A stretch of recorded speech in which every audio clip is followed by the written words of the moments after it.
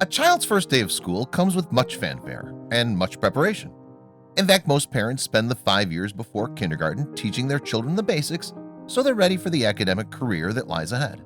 But one mom caused a virtual ruckus by declaring to the internet that she had no intention of teaching her son how to read before he went to school. She had an explanation for her decision, of course, but that only served to further stoke the conversation.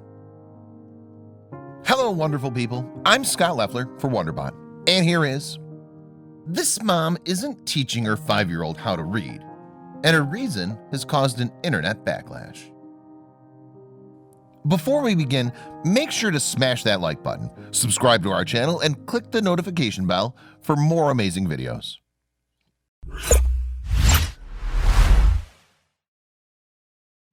Mom is just one of the many roles that Crystal Lowry plays. She's a medical researcher, but she's also a stand-up comedian who regularly plays the Dallas-Fort Worth area circuit. She even writes her own blog and contributes to HuffPost and Scary Mommy too. So it's no surprise that she regularly takes to the internet to share the challenges and laughable moments that come with parenting her son, John, and daughter, Jenna. She's covered their family's international move from the United Kingdom back to the States, her daughter's meltdown before going to the zoo, and even the way she's motivated her kids to potty train. She also regularly shares updates from her son John's time at school. My son's preschool teacher sends us notifications about what he's up to. Today, John has found a wig and is going around the room making the other children laugh. Your kid may have reading, math, or science nailed, but this is a proud moment in my house. Let there be laughter. That post racked up about 30 likes and a handful of comments. So Lowry didn't think much of her August 19, 2017 update, which also had to do with John's education.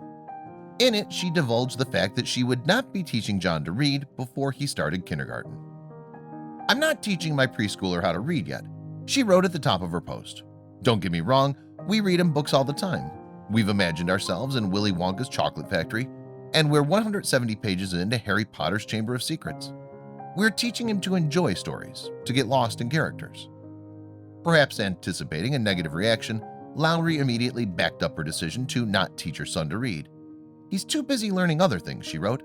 "He's learning how to be a good sport, how to wait his turn in Candyland, and not gloat when he makes it to the King's ice cream castle before his sister does. He's learning how to build," she went on, "from blocks to sticks to Legos. He feels the weight of the different materials in his little sausage fingers.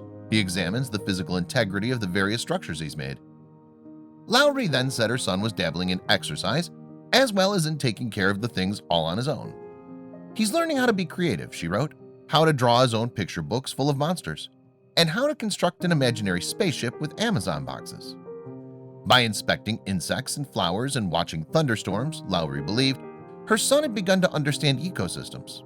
He'd figured out when to say sorry and how to empathize with others who are hurting too. His mother had even observed him accepting apologies from others. "He's learning that the key to happiness is to focus on his blessings rather than complaining about what he doesn't have," the stand-up comedian wrote. "He's learning important lessons every day, but he's not learning to read." However, Lowry did imagine that the school wouldn't consider him to have progressed as much as he could in his skills, but she wrote, "He'll come to the classroom with so much more." She continued to say her son would dive in and try new things. He would try and make friends without fear. He would listen to his teachers. He would be able to solve problems on his own. And he would have the ability to focus on a task because he's done that all on his own while learning at home. "There is so much our children learn that cannot be measured with a standardized test," Lowry wrote to close the post. "And though someday his hours will be filled with phonics and penmanship and fractions, we aren't worried about that all today." And with that, Lowry finished a piece that would instantly strike a chord with readers across the internet. Her original post received 1,500 reactions, more than 300 shares, and more than 500 comments. Perhaps surprisingly, most of the comments she received were from parents and teachers in her corner. Commenter Rachel Phillips wrote, "I love this. The pressure that's put on our tiny humans is unreal.